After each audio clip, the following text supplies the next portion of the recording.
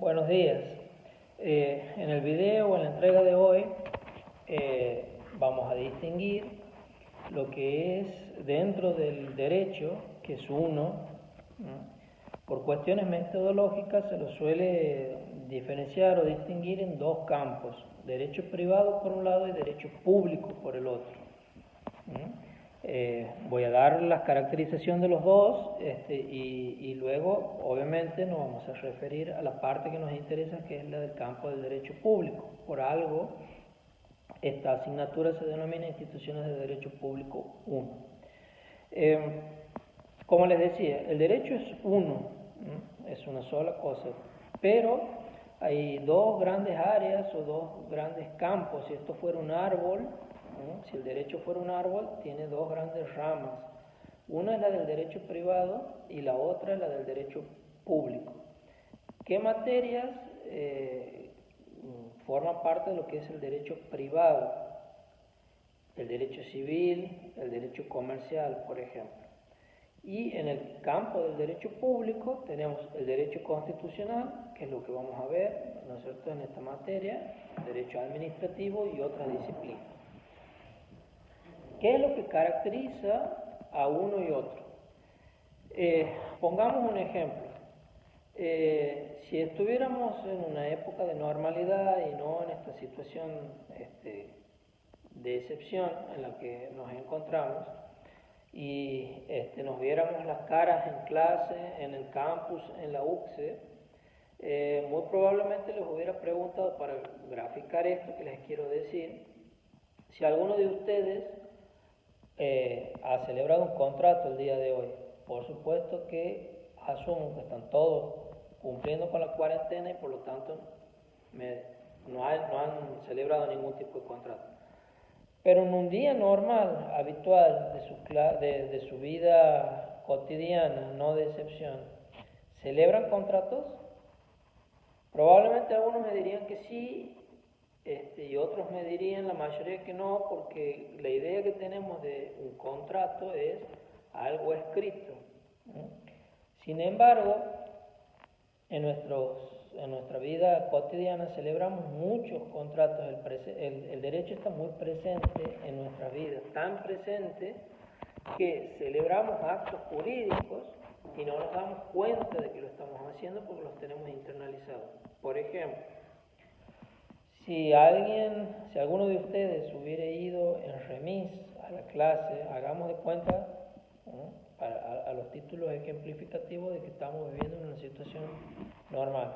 Si alguno hubiera ido al campus de la UCSE en remis, si alguno hubiera ido al bar de la UCSE y hubiera comprado algo, una gaseosa, café, lo que fuere, todas esas actividades son actos jurídicos y son contratos, específicamente contratos en el caso del bar, contratos de compra-venta.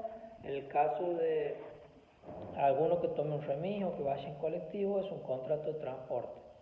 El hecho de que uno no esté firmando un documento escrito no quiere decir que eso no sea un contrato, porque los contratos pueden ser formales e informales. Formales, una de las maneras de celebrarlo es por escrito, y se pueden celebrar contratos verbales. En el caso puntual del bar de la UCSE, el contrato es un contrato, como les decía, de compra-venta. ¿Por qué se llama contrato de compra-venta? El propio nombre lo está indicando. Alguien compra y otro está vendiendo un bien. El café, la gaseosa, lo que hubieran, algo para comer que hubieran adquirido. ¿Qué es lo que caracteriza esta parte del derecho? Son contratos, es decir, son relaciones que se dan entre particulares, entre privados. El Estado aquí no interviene de una manera directa. Vamos, pagamos el dinero por la gaseosa, nos dan la gaseosa, contrato de compra-venta. Alguien ha comprado, el otro ha vendido. Como les digo, aquí lo que caracteriza en el campo del derecho privado es que el Estado no interviene en esa relación de una manera directa. El Estado no está presente, es una actividad entre privados.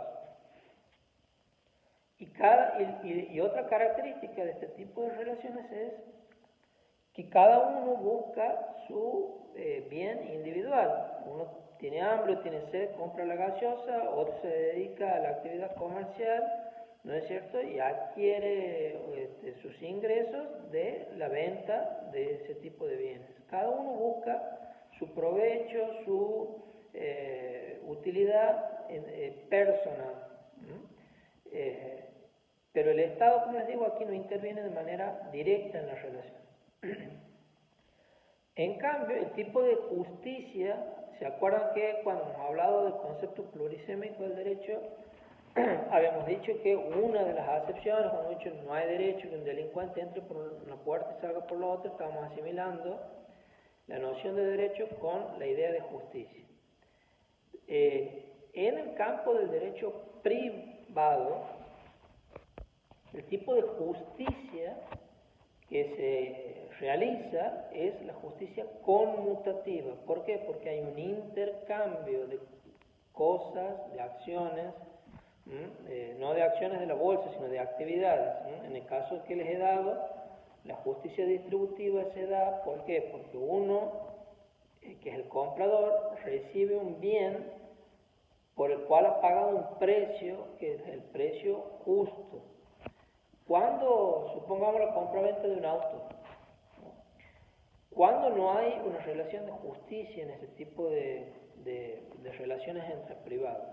Supongamos que he querido comprar un auto modelo, no sé, 2017, que me he ido a fijar, y bueno, ese auto vale 300.000 pesos. Si pago los 300.000 pesos y recibo el auto en las condiciones que he pactado, hay una justicia de tipo conmutativa. ¿Por qué? Porque hay un intercambio. Alguien entrega dinero y recibe un auto. Si ninguno perjudica al otro, esa relación da suma cero, es decir, nadie se beneficia de manera extraordinaria. ¿Por qué? Porque quien ha vendido el auto se ha desprendido del auto, pero ha recibido en dinero el monto equivalente o lo que cueste ese auto. ¿Cuándo empiezan los problemas? Cuando, por ejemplo, resulta que cuando lo retiro al auto, a las 4:30 se funde el motor. Teóricamente me habían dicho que estaba bien, que le habían hecho un service al auto hace un mes y medio, se funde el motor. Y por lo tanto, yo a ese auto que no lo he terminado de manejar 3, 4, 5 cuadras, ya le tengo que gastar un dinero para rectificar o para arreglar el motor. Entonces ahí hay una situación en donde no hay suma cero.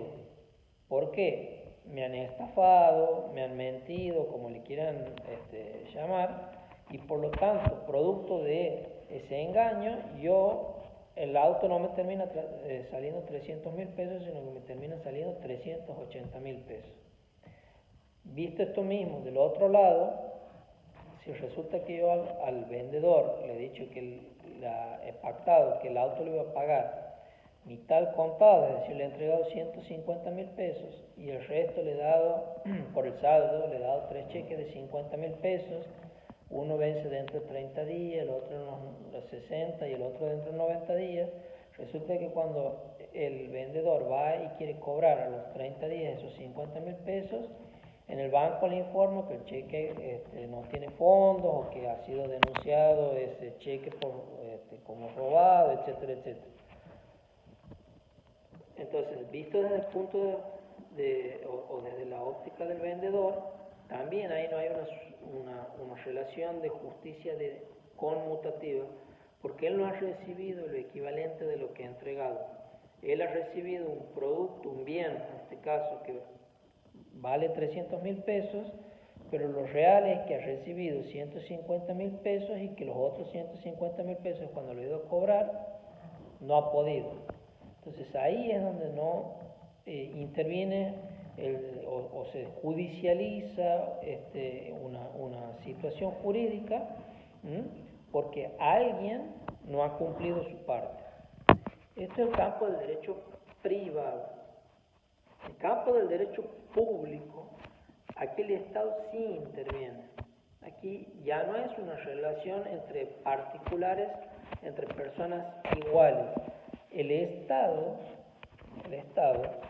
cuando interviene en las relaciones jurídicas, ya no lo hace en un pie de igualdad con nosotros. ¿Por qué? Porque, como les he dicho en otra ocasión, la causa, la razón de ser del Estado es la satisfacción del bien común.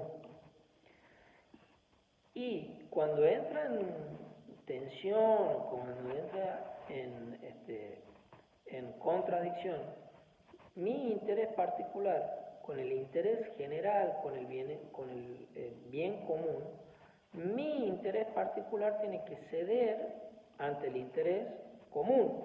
Y esto sí lo estamos viendo en esta pandemia. Por supuesto que todos quisiéramos salir a hacer nuestra vida común, pero el interés general indica que por una razón de salud pública tenemos que guardar, ¿no es cierto?, o cumplir el aislamiento social, preventivo y obligatorio. Entonces el Estado, cuando actúa en el campo, estamos ya en el campo del derecho público, no lo hace en un pie de igualdad conmigo, con ustedes, sino que el Estado está de alguna manera unos escalones más arriba. ¿Por qué? Por esta razón que les acabo de decir, porque satisface o porque tiene como finalidad realizar, conseguir el bien común. Ahora bien, aquí no se da una relación de justicia conmutativa, sino que el Estado, cuando interviene, la justicia que se obtiene o el tipo de justicia que se obtiene es distinto. Es la justicia distributiva, porque el Estado, en la relación que se da con los particulares, lo que está haciendo es distribuir, está de alguna manera indicando, diciendo cuál es la parte del bien común que me toca a mí. Les pongo un ejemplo.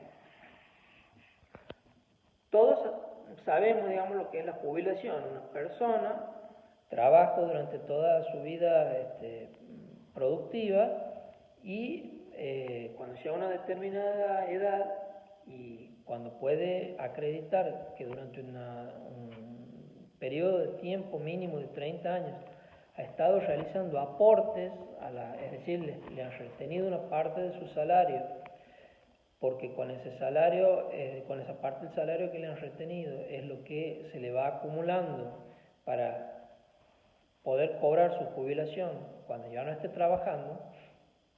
Entonces, cuando una persona llega a la edad que le fija la ley y puede acreditar que ha tenido la cantidad de años de aporte que la ley establece, solicita acogerse al beneficio jubilatorio. El Estado va a chequear, va a controlar, digamos, hasta que se cumplan los requisitos, y cuando determine cuánto es el haber, o sea, cuánto es el monto de la jubilación que me corresponde a mí o a cualquier otro que estén, yo no estoy todavía en esa situación, lo que hace es determinar cuál es la parte, está distribuyendo y está determinando cuál es la parte del bien común de ese fondo en el cual todos hemos ido depositando o se han ido acumulando las partes del sueldo que nos han ido reteniendo en nuestra vida útil, y va al determinar si me tocan 50, 100.000, 8.000, lo que fuere de haber jubilatorio, determina cuál es la parte del bien común, y está distribuyendo una parte del bien común que es la que me toca a mí. Al hacerlo va a tener en cuenta también que hay muchos millones de personas que están en mi misma situación y que también le tendrán que repartir una parte del bien común. Entonces es como cuando uno reparte una torta, ¿no es cierto? Si uno tiene que dividir entre 4, no es lo mismo que si tiene que repartir entre 8 o entre 10. Las porciones, para que a alguien no se quede sin recibir su parte, las porciones cada vez van a ser más chicas en función de la cantidad de comensales que haya para repartir esa torta. Entonces el Estado, cuando interviene, el tipo de justicia es la justicia distributiva. Es como que está repartiendo la porción de la torta que le corresponde a cada uno. Y va a ser, como les digo, mayor o menor la porción, la rodaja de esa torta en función de si son 10, 20, 100, 1.000.000 entre los que tienen que repartir. Dedico un minutito más para decirles que en el artículo, perdón, que en el Código Civil está regulado, digamos, cuáles son las características de lo que son las personas jurídicas. Hay dos tipos de personas de existencia visible, nosotros las personas humanas, de acuerdo a la caracterización que hace el nuevo código, y las personas jurídicas. Las personas jurídicas son aquellas que se conforman, ¿no es cierto?, que las personas conformamos, ¿no? Las sociedades, por ejemplo, las asociaciones civiles, las fundaciones. Entonces no son personas de existencia visible, no son personas humanas, sino que son personas jurídicas. Dentro de las personas jurídicas, a su vez, encontramos personas jurídicas públicas y privadas. Las privadas son las que van a tener por finalidad satisfacer intereses de los socios, de los asociados. Por ejemplo, una sociedad anónima, una sociedad de responsabilidad limitada. Es decir, todas las estructuras que se conforman con una finalidad, por ejemplo, comercial, industrial, o en el caso de las asociaciones y fundaciones, ¿no es cierto?, es la idea o, digamos, el fin de los asociados es alguna actividad que tenga que ver con el desarrollo o con promover determinados tipos de acciones o actitudes en la comunidad.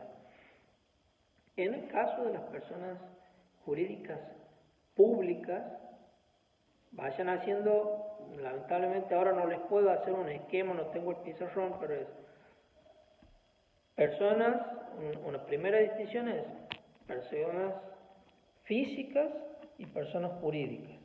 Dentro de las personas jurídicas tenemos personas jurídicas privadas y personas jurídicas públicas.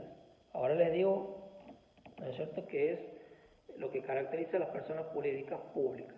Y dentro de las personas jurídicas públicas tenemos personas jurídicas públicas estatales y no estatales. Las no estatales son muy poquitas. ¿Quiénes son personas jurídicas públicas? El Estado Nacional, las provincias, los municipios, las entidades autárquicas.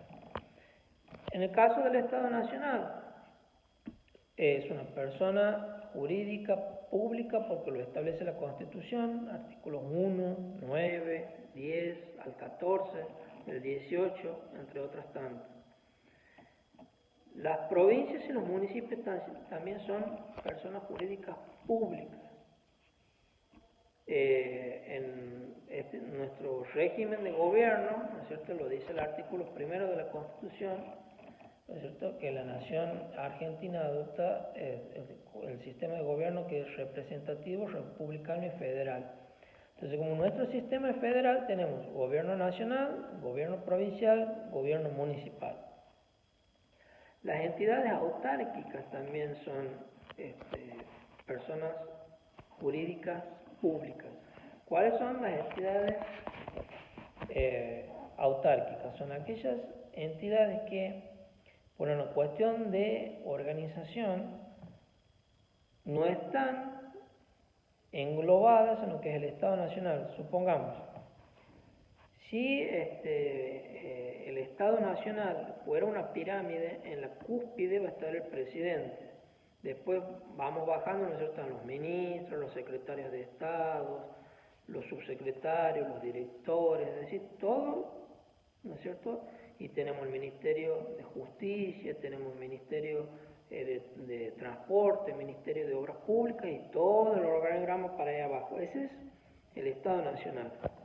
El Estado provincial está el gobernador, los ministros, lo mismo, secretarios, ¿no?, todos los funcionarios. La municipalidad está la intendente en el caso de la capital, ¿no es cierto?, sus secretarios, subsecretarios, etc.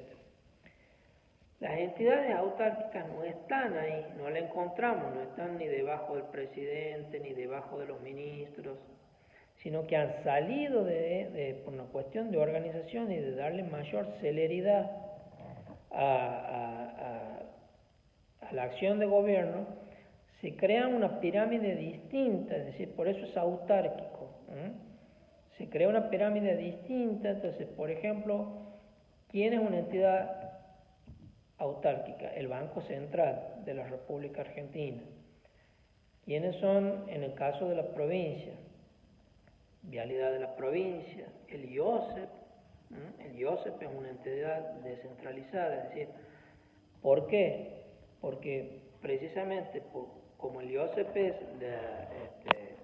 la obra social de los empleados públicos, por la complejidad de las cuestiones que maneje, para darle mayor celeridad, no está, digamos, debajo de un ministro, debajo de un secretario de Estado, sino que directamente es una persona jurídica distinta, pero que está vinculada con el gobernador, con los ministros, ¿no es cierto? Porque tiene un control, no es que hace lo que se le ocurre, pero es una persona jurídica pública estatal, es un ente autárquico, por eso se llama autárquico. Ya vamos a volver más adelante sobre este concepto. Y finalmente, persona jurídica pública no estatal, por ejemplo, en la Iglesia Católica. La Constitución Nacional, en el artículo 2, señala que el gobierno federal sostiene, ¿no es cierto?, el culto católico apostólico romano. Entonces, son personas jurídicas públicas, pero no estatales porque no integran los cuadros del gobierno. ¿Quiénes más son personas jurídicas públicas no estatales? Los colegios profesionales. Por ejemplo, en mi caso, el colegio de abogados. ¿Por qué? Porque el Estado delega, les entrega el control de la matrícula, es decir, el controlar de que efectivamente yo sea abogado, no que diga que soy abogado, sino que controla que yo efectivamente me he recibido, la validez de mi título, etcétera, etcétera. Y en el caso de que yo incumpla las normas que tengo que cumplir como abogado, me sancionará. Entonces, toda esa actividad de control que la debería hacer el Estado, como se la delega al colegio de abogados y a los colegios profesionales en general, en tanto y en cuanto estén creados por ley, son personas jurídicas públicas, pero no estatales, no integran los cuadros de la administración pública. Entonces, me interesaba en la entrega de hoy que distingamos lo público de lo privado, porque estas es instituciones de derecho público. Cualquier consulta me mandan un mail interno por la plataforma o se comunican conmigo. Esa es la idea por la cual hemos creado el grupo de WhatsApp también, para que tengamos otro medio de contacto. Los saludo y espero que estén todos muy bien.